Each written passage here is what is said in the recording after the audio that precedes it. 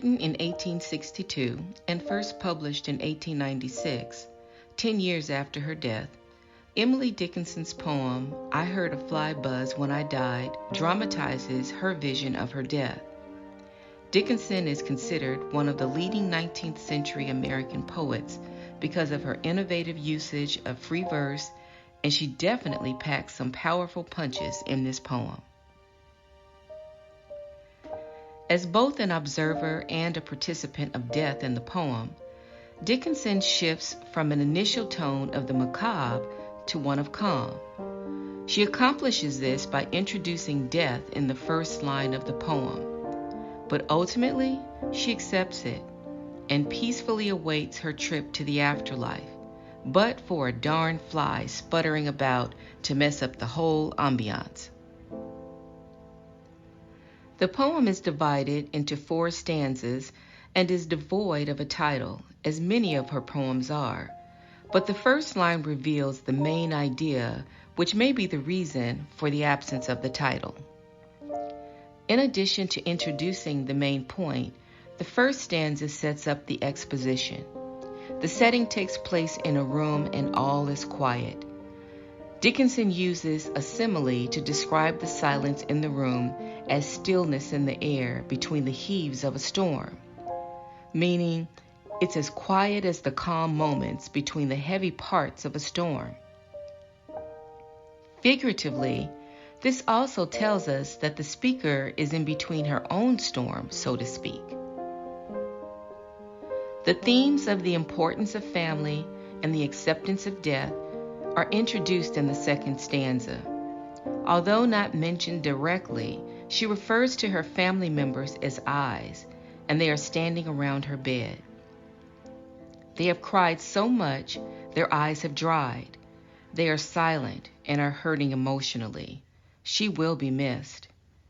They respectfully wait for her death when the king be witnessed. Here, death is personified as a king because it will be witnessed. But on an even higher level, this could also be a spiritual reference, a reference to God taking a soul to heaven. This understanding calms the atmosphere because the soon-to-be deceased and her family knows she is going to be in a better place. Both themes are further developed in the third stanza. We learn that the speaker has taken care of settling her estate. This is an action people take when they want to make sure that certain people get those things that are important to them after they die. Additionally, her illness may not have occurred suddenly, thus giving her time to accept her mortality.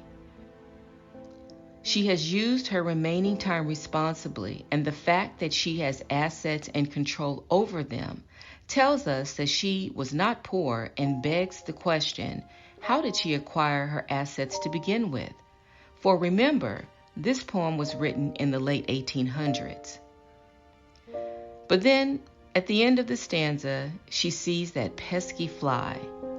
We know that flies feed on things that are dead and decomposing, and it is Dickinson's clever use of an onomatopoeia, the buzzing sound of a fly, that is the only sound heard, an irritating sound that ultimately marks her death. In the fourth stanza, the fly flies around as flies do, bumbling around in misshapen circles. Although the speaker states that the fly is blocking her access to the light, literally, that is a difficult thing for one fly to do. So perhaps the light symbolizes the passage to death.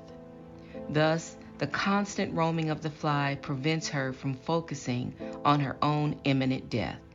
I'm sure you have seen your share of flies that have died on a windowsill, waiting for some miraculous hole to appear so they can fly away.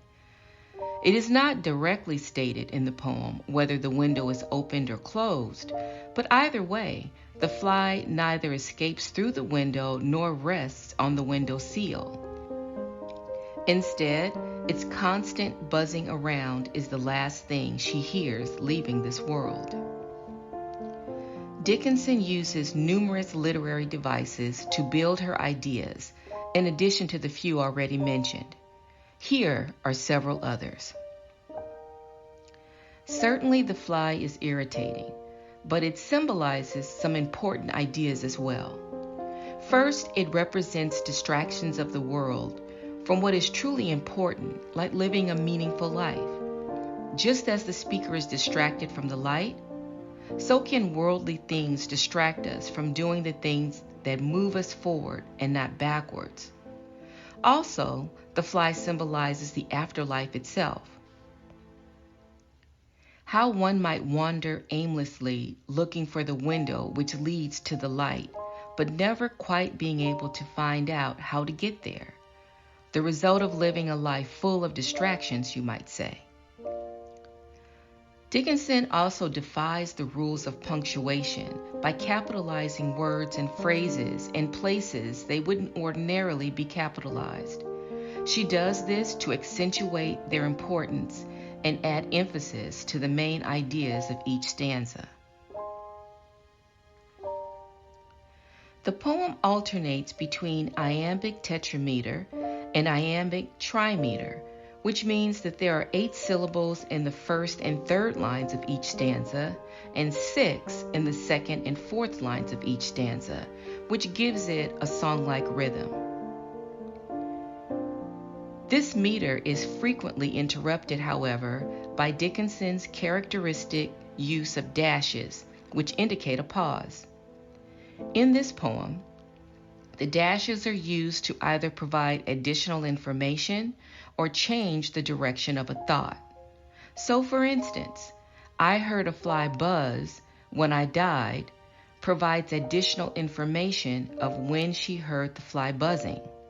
However, signed away that portion of me assignable, and then it was there, interposed a fly, serves to transition her thoughts from her estate to seeing the fly. Although the dashes slow down the rhythm, the presence of enjambment coupled with the meter speeds it up, thereby changing the song-like rhythm to one of a beating heart. Slant rhyme in the first 3 stanzas mark the process of death. Their irregularities symbolize the uncertainty of death. The last stanza does contain a perfect rhyme scheme, which parallels the speaker's final transition.